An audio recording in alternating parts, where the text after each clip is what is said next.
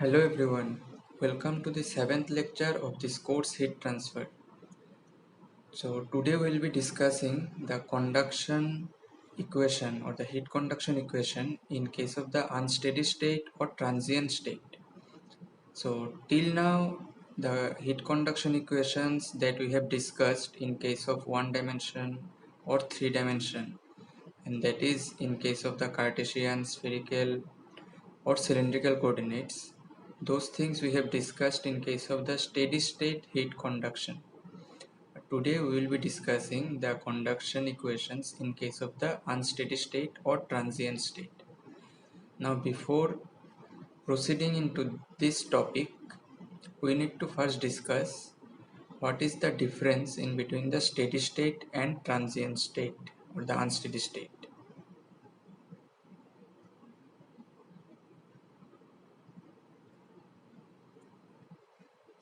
So the difference in between the steady state and unsteady state, it can be discussed like this. That is, if the temperature of a body, it does not vary with time, that means it does not change with time, then that case it is known as the steady state.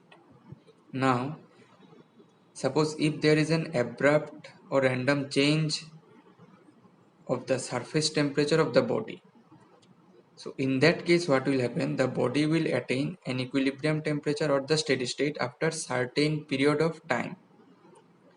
So during this period the temperature varies with time, and that body it is said to be in an unsteady or transient state. That means in case of an unsteady or transient state, the temperature of the body it varies with the time. So this is the basic difference in between the steady state and unsteady or transient state. Now this term transient or unsteady, it designates a phenomena which is time dependent. Now the steady state, it is thus the limit of transient temperature distribution for large values of time. Okay. Now this conduction of heat in unsteady state, which we will be discussing today, it refers to the transient conditions wherein the heat flow and the temperature distribution at any point of the system vary continuously with time. Now what may be the applications or the examples of this unsteady state heat conduction? Like the cooling in case of the IC engine, that is the internal combustion engines. Next, the heating and cooling of metal billets, cooling and freezing of food, and heat treatment of metals by quenching. So all these things are the examples of the transient or unsteady state heat conduction. Now, during this unsteady state, the change in temperature, it may follow a periodic or non-periodic variation. So what are these periodic and non-periodic variations? So in case of a non-periodic transient state, the temperature at any point within the system, it varies non-linearly with time.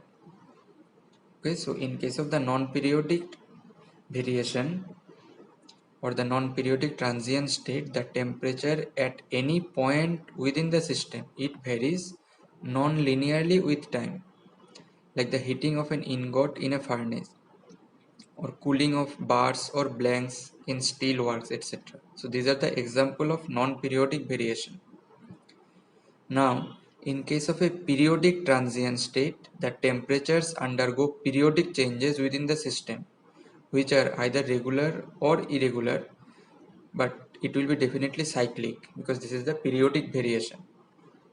So what may be the example of this periodic variation? These are cylinder of an IC engine or surface of earth during a period of 24 hours. So these are the periodic variations or periodic transient state. So this is the basic concept in case of the conduction of unsteady state or transient state. So today we'll be discussing the heat conduction equation in case of the unsteady state. Now till now we have considered the conductive heat transfer problems in which the temperatures are independent of time. So that is the steady state.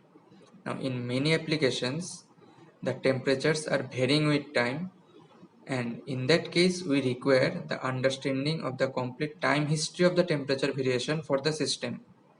For example, in case of the metallurgy that we have studied earlier, the heat treating process can be controlled to directly affect the characteristics of the processed materials.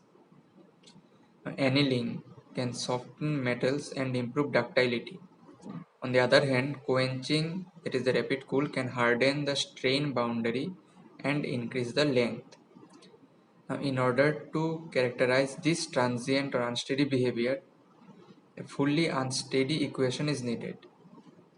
Now, in case of the three-dimension heat conduction equation, we know that del 2t del x2 plus del 2t del y2 plus del 2t del z2 plus q dot by k. This is equals to 1 by alpha del t del tau. So this is the three-dimensional heat conduction equation in Cartesian coordinates which we have discussed earlier. Now this alpha, this is k by rho c. This is known as the thermal diffusivity. It is the ratio of thermal conductivity to the heat capacity. And the unit of this thermal diffusivity is meter square per second. So all these things regarding this thermal diffusivity have been discussed earlier.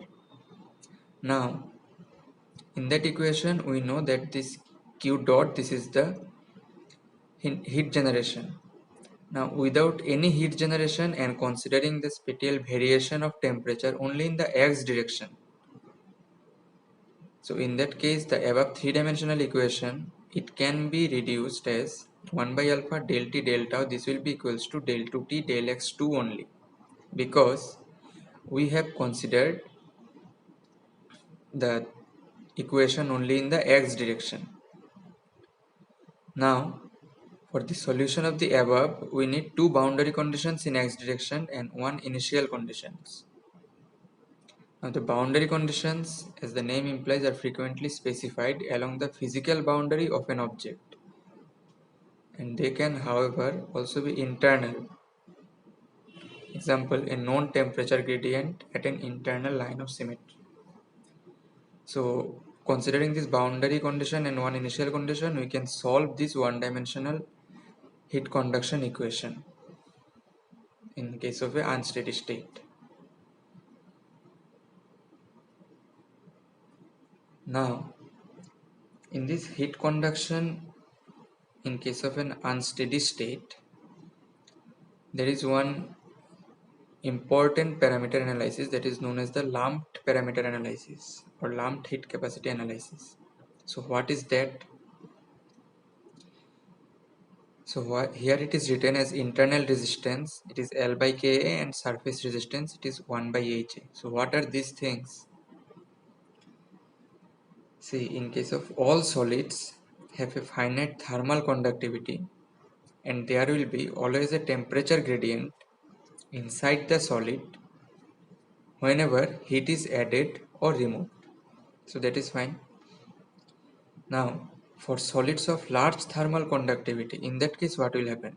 If the solids are having large thermal conductivity, then with surface areas that are large in proportion to their volume like plates and thin metallic wires, the internal resistance, which can be represented mathematically as L by Ka, that internal resistance can be assumed to be small or negligible in comparison with the surface or convective resistance, which can be represented mathematically as 1 by Ha.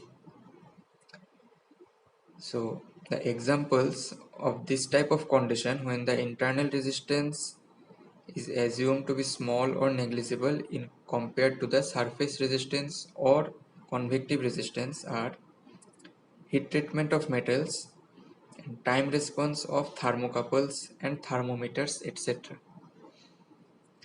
So in such cases, when the process in which the thermal resistance, the internal resistance, is assumed negligible in comparison with its surface resistance, it is called the Newtonian heating or cooling process. So what is this? In case of any solid body of large thermal conductivity, when its surface areas that are large in proportion or compared to their volume, like the plates and thin metallic wires, in that cases the internal resistance, these are assumed to be small or negligible compared to their surface or convective resistance.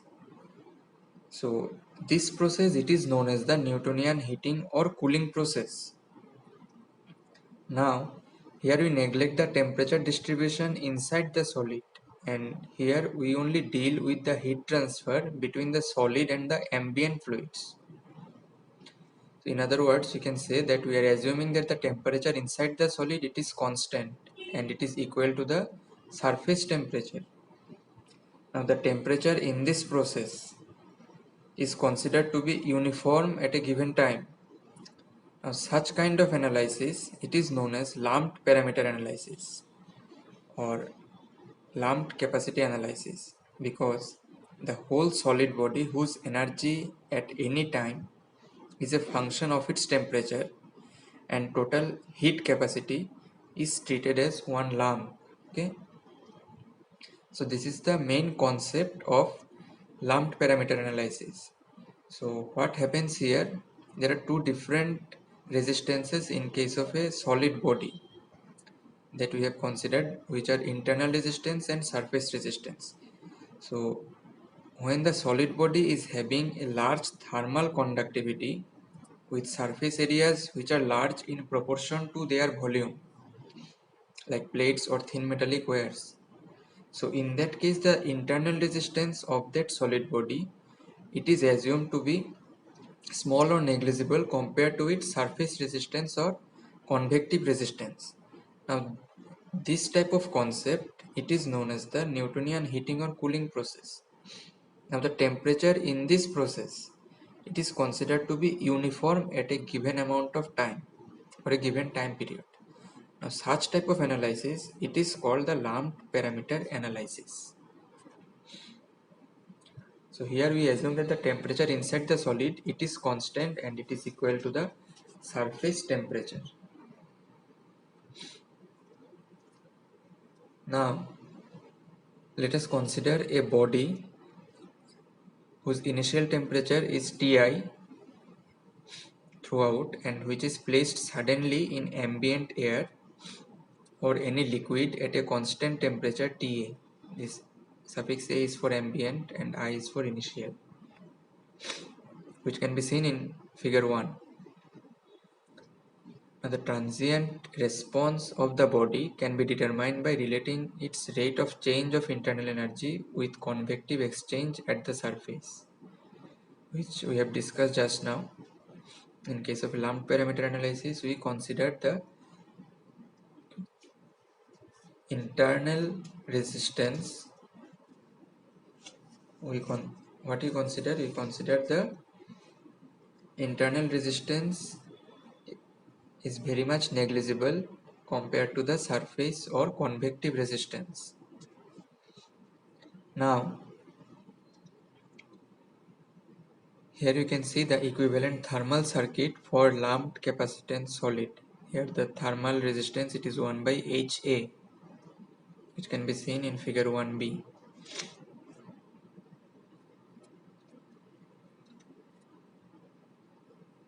Now in this case the Q, this is equals to minus rho Vc dt d tau. This is equals to HA and the temperature gradient T minus T, which we will get from the Newton's law of cooling.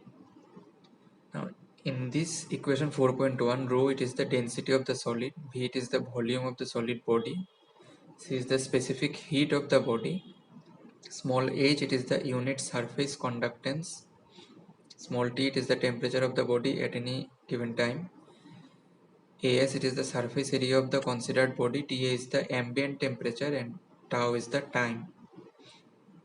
Now after rearranging the equation number 4.1, and if we integrate this one, then it can be represented integration dt divided by T minus TA. This is equals to minus HA by rho Vc integration d tau. This is the equation number 4.2. So this is a simple integration which can be written as ln T minus TA. This is equals to minus HA rho Vc and integration d tau. This is will be equals to T only tau plus C1. This is the integration constant.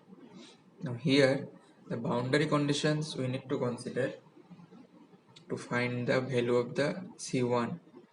So what are the boundary conditions? When the tau, that is the time, equals to 0, in that case the temperature of the body at any time, this will be equals to the initial surface temperature, which is T small I.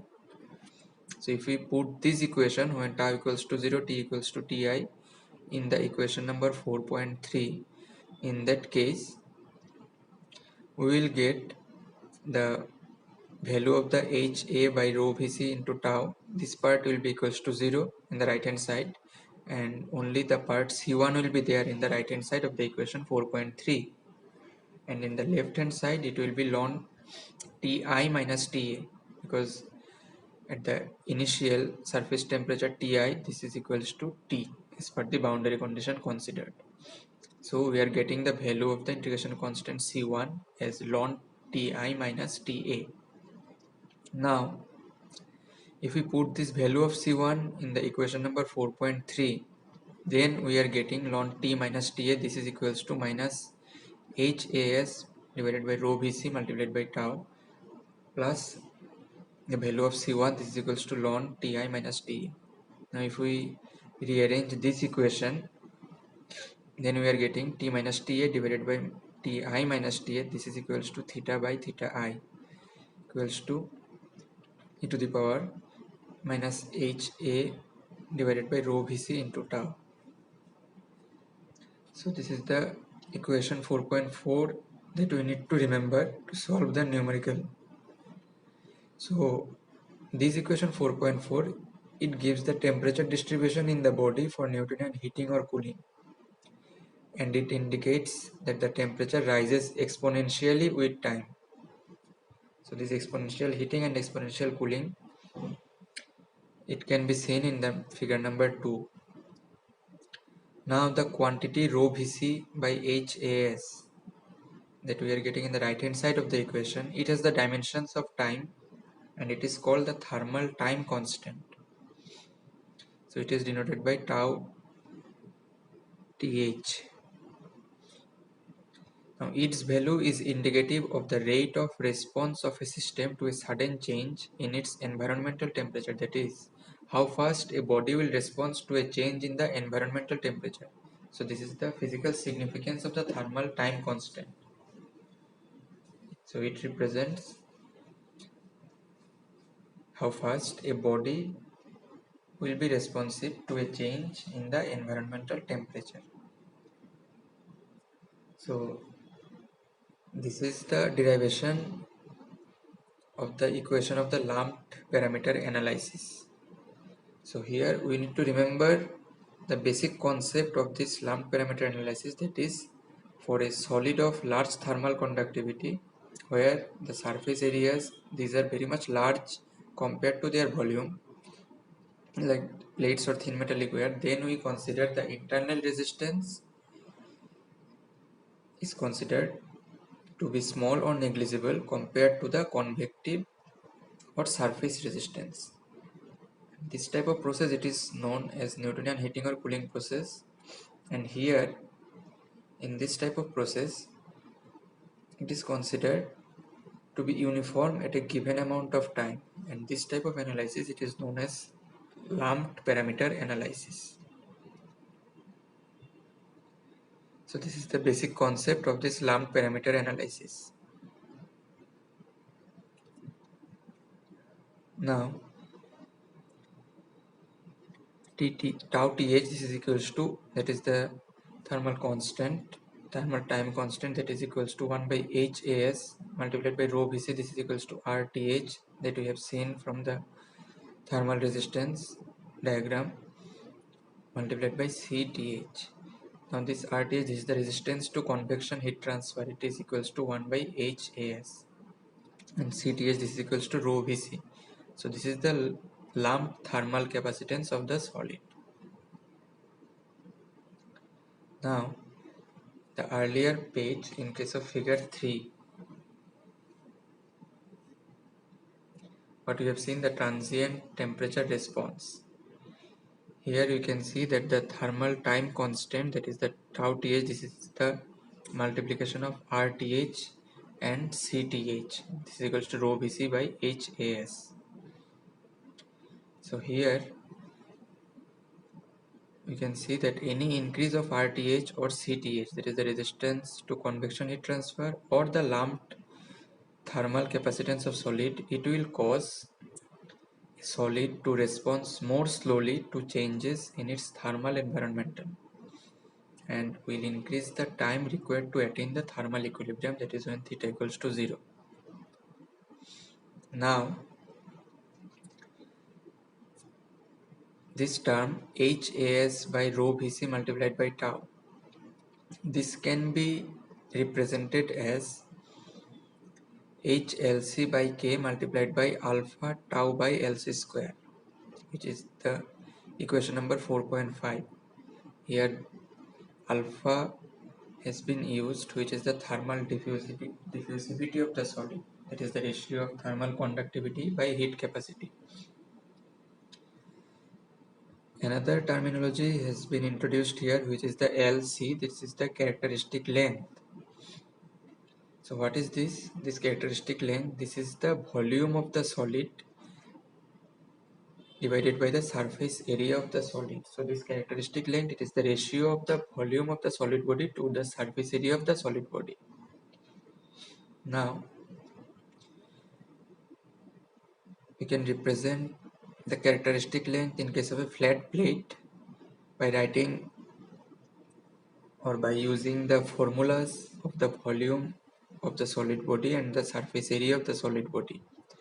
So if we implement those formula, then we will get the value of the characteristic length as L by 2 in case of a flat plate.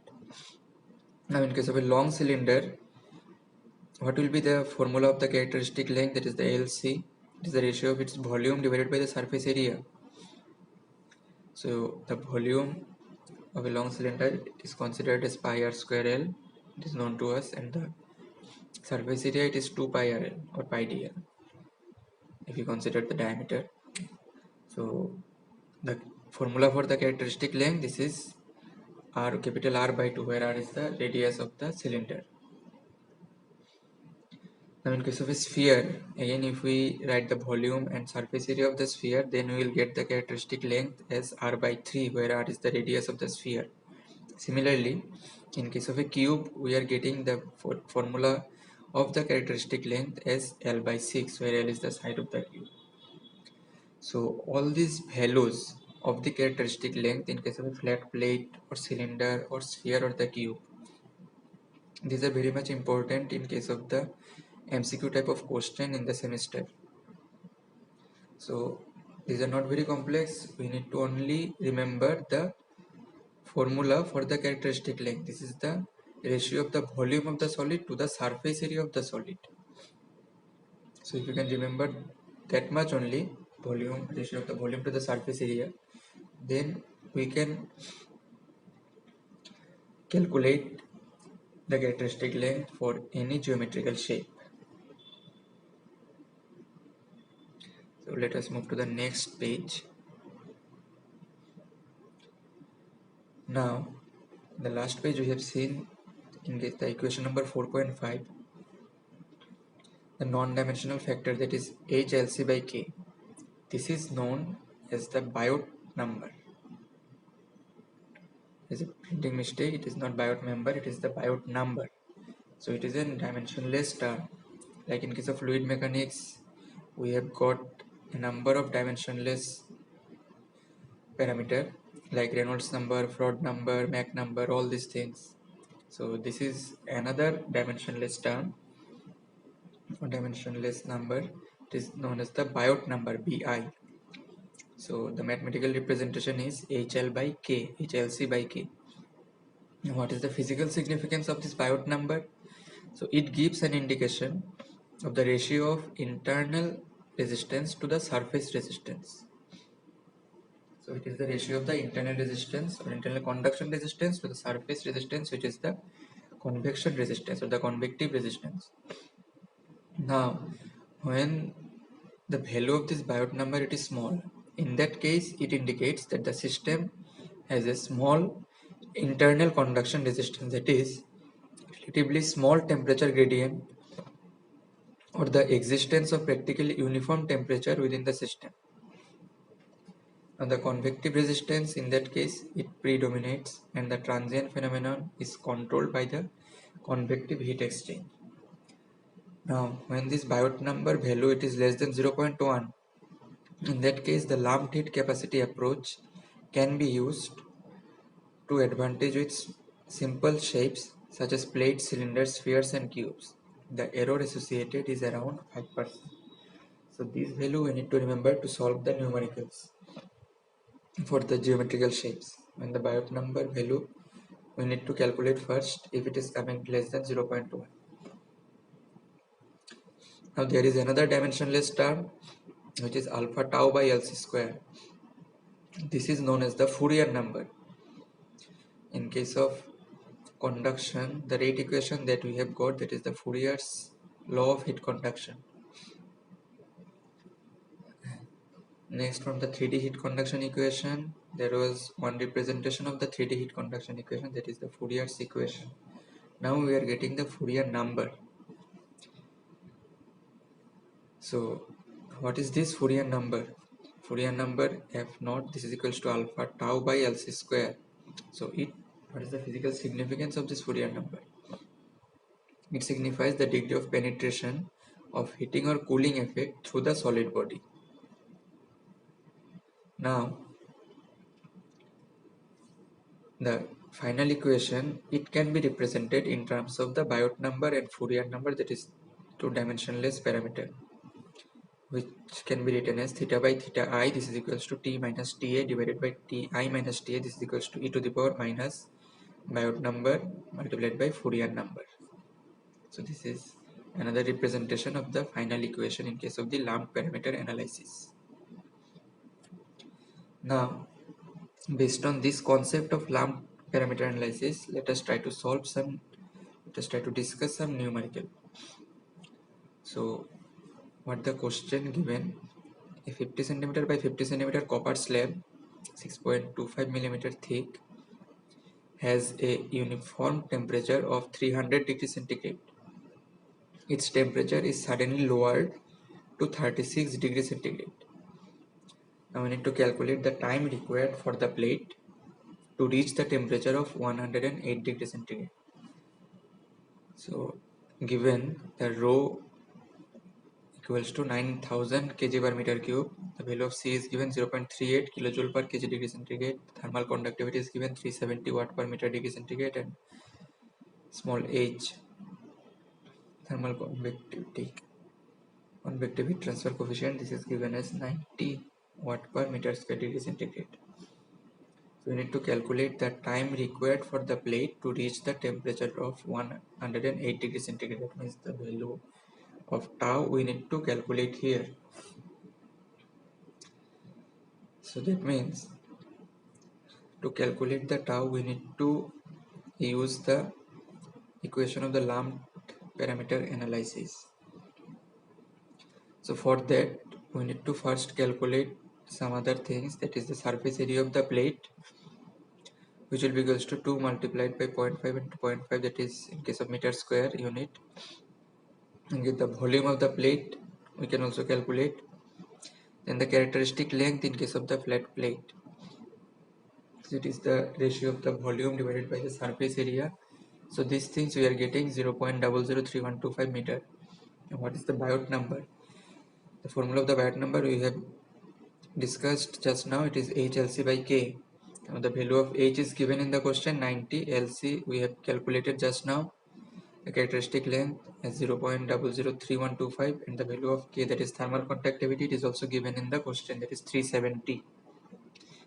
That means we are getting the value of Biot number is 7.6 into 10 to the power minus 4. Now the condition need to be applied here.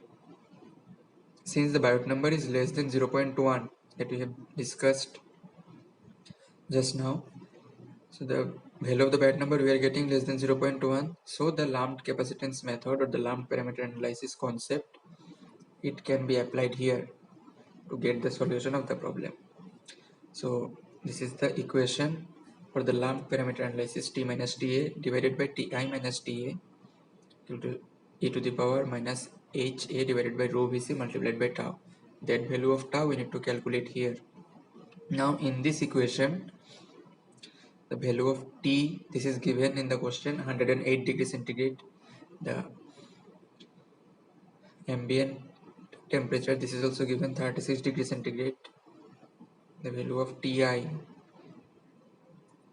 it was given the initial temperature is 300 degrees centigrade in the question.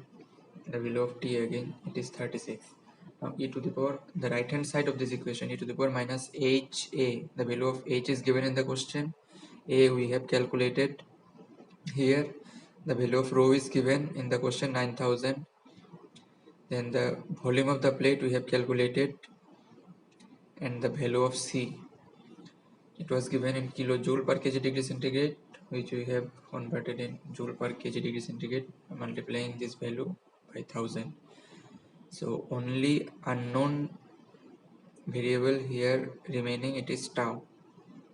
Now from this equation we can easily calculate, as all the other things are known to us, so we can easily calculate from this equation the value of the time required for the plate to reach the temperature of 108 degrees centigrade. So the value finally we are getting here 154.32 second. So this is the final answer here.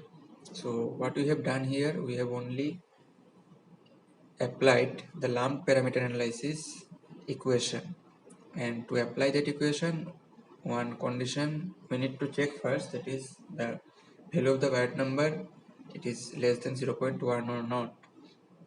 If it is less than 0.1, then we are allowed to apply the equation for the lumped parameter analysis. Let's move to the next page.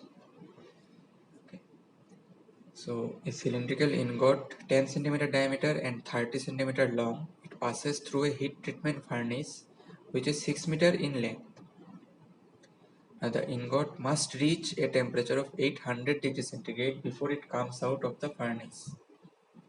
The furnace gas is at 1250 degrees centigrade and ingot initial temperature is 90 degrees centigrade. Now we need to calculate the maximum speed with which the ingot should move in the furnace to attain the required temperature. So the combined radiative and convective surface heat transfer coefficient is given 100 watt per meter square degree centigrade. The value of thermal conductivity, it is given 40 watt per meter degree centigrade, and the value of thermal diffusivity for the steel, it is given 1.16 in 10 to the power 5 10 to the power minus 5 meter square per second. Now if we need to apply that lumped parameter analysis concept or that equation, then first we need to check the value of the Biot number. So to check the value of Biot number, which is the ratio of HLC by K, there the values of H and K, these are given in the question. That means we need to calculate the value of LC, that is the characteristic length. So the characteristic length, it is the ratio of the volume to the surface area of that body. So these formulas, these are known to us.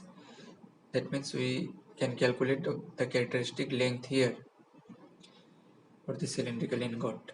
So the characteristic length value we are getting is 0.02143 meter.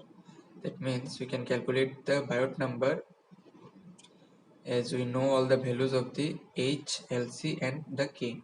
So that means we are getting the value as 0.0536. So that means the value of the Biot number, it is less than 0.1.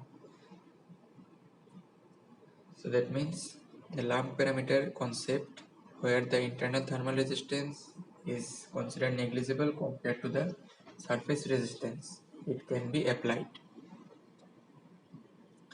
So this is the equation of the lump parameter analysis, that is t minus ta divided by ti minus ta. This is equals to e to the power minus has divided by rho bc multiplied by tau. Now in the right hand side, that power part, e to the power that part, it can be represented like this here. That is alpha that is in terms of thermal diffusivity, alpha multiplied by h by k multiplied by a by v. That is another representation.